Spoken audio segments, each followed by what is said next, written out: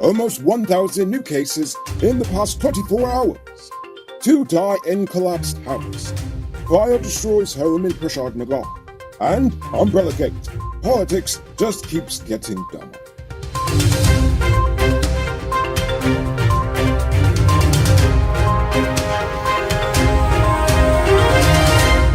I am Noriko Bulford, and this is Uncut News. Do you see news happening? Send us a tip on WhatsApp at 592-659-6151.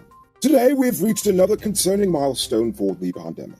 The Health Ministry recorded over 967 positive cases of the Rona in the past 24 hours, making it another record-setting day for cases of the virus. Despite calls from some sections of the public to close schools, the government said that at this point it's not possible, because the big business people need you to get back to work, because this Rona thing is cutting too much into profits. Yes, I know he didn't say that, but I'm just being honest with him. Georgetown's Mayor Ubraj Narayan and the local government commission continued to butt heads. Now it's over the approval of littering fines for the city of Georgetown. Narayan said that the current laws require City Hall to catch and prosecute litterbugs on the behalf of the EPA, but he says that the city doesn't have the resources to enforce such a law. And if they are expected to do so, then the city needs to get a portion of the fines in order to fund the effort. With this in mind, the MNCC approved an anti-littering bill that assigns fines. $10,000 for the first offense, second offense $20,000, third $35,000, but not more than $500,000. Narayan said if approved, businesses would have to be licensed if they have the required regulations in place for the disposal of waste. The mayor said he was depending on the local government minister to approve the bylaws, which would include a ticketing system.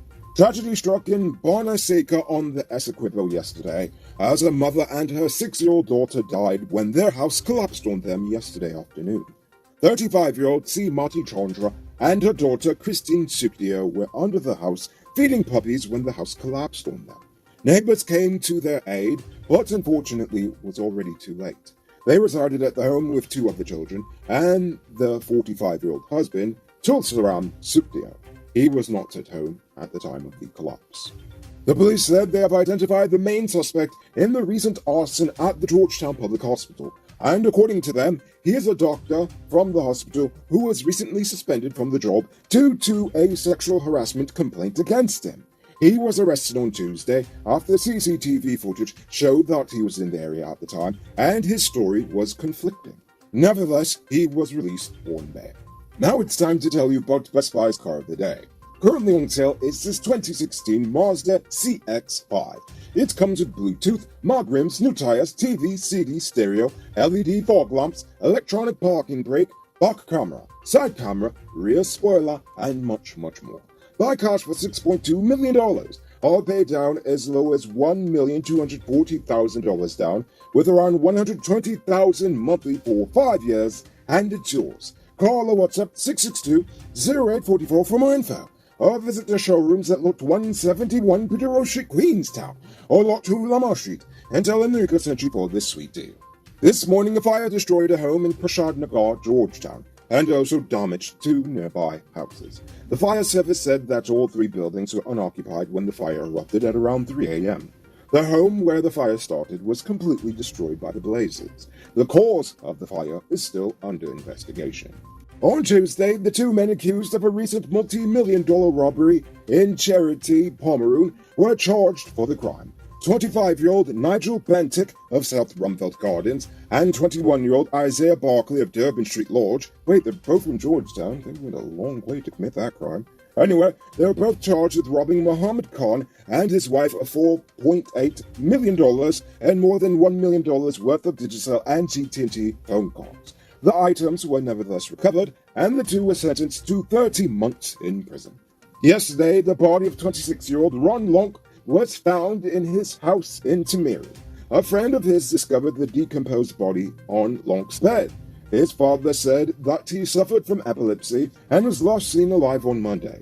Police said Lonk lived alone and there were no signs of forced entry into the home. Hey, I'm interrupting this program to let you know that not all truck parts are created equal. Some does work hard without any problems for a long time, while others does make your truck broke down quick and got you running your pockets again. Get genuine high-quality parts from Powered Automotive Truck Spares and Engine Parts and extend the life of your repair. They're the authorized dealer in Guyana for Hammer USA products like brake valves, clutch discs, universal bearings, and others. Visit them at 1161 EE Eccles or call them on 697-0171. Powered Automotive, the #1 truck and engine parts store in Guyana. If you didn't know, well, now you know. It's now time for today's Rona Report.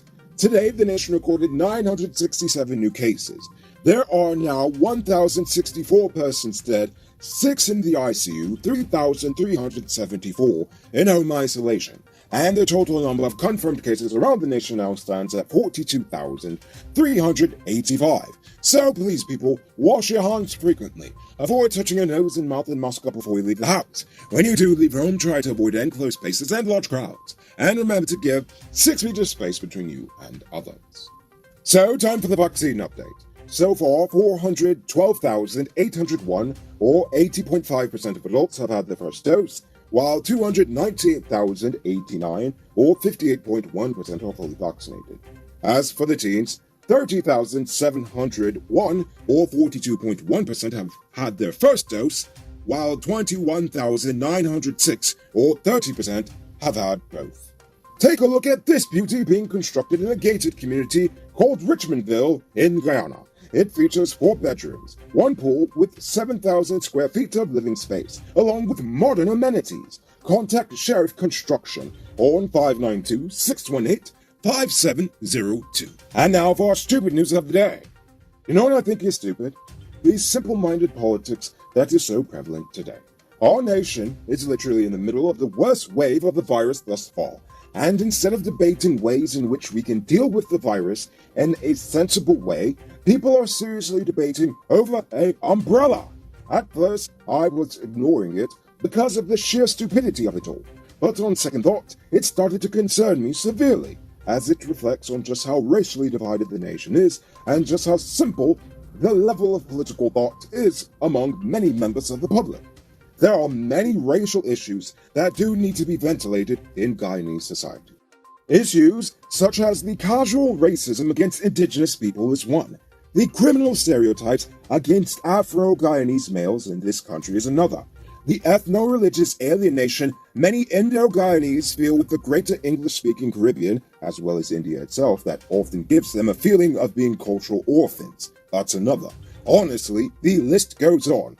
But what is not on the list is whether it is socially acceptable for the African man or the Indian man to hold the umbrella whilst they are walking. Because at the end of the day, the same people who are crying foul right now would be the same ones who would smile to themselves if the roles were reversed. And if you ask me, that is pretty racist. Moving on to our Uncut News Viewers Poll Question of the Day. Every day we pose a question about current events in Guyana, the region, the diaspora, and how you feel it relates to us. So you give your responses in the comments, and we'll read the best ones in the following episode. Yesterday's question was, how do you feel about the government's Rona response thus far? Tarifa Wolford says, they are not doing a bad job, but there's always room for improvement. And if they hadn't opened back all the bars, the numbers would be lower because people are acting like there's no Rona with zero care to even wear a mask. I agree. It seems like it's only going to get worse because people pretend like it doesn't exist. And David Passard says, what is going on with the Rona? I knew reopening schools was a bad idea. Well, unfortunately, we won't actually know the results of opening back those schools until maybe another week or 2. So, before we get to tonight's question, you can multiply your cash by selling Digicel Top-Up. This is a legit way you can earn some extra money at your business or to supplement your current hustle. Become a top-up vendor quick and easy through Cellular Plus. Call them on 685-3109 for more info. So for tonight's question, Keita Chandan Edmund has been selected to serve as the General Secretary of the PNC. With a new chairman and a new General Secretary, do you think anything new will actually come from the PNC, or will it just be the same old, same old?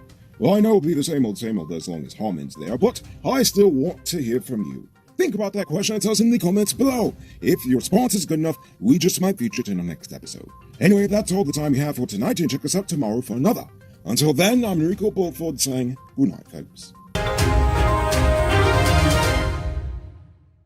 Hey, Uncut News viewers, thanks for watching. You can subscribe by clicking on this button over here, or click over there for more news. You can also drop a comment to let me know if you've made it to the end of the video. Goodbye for now.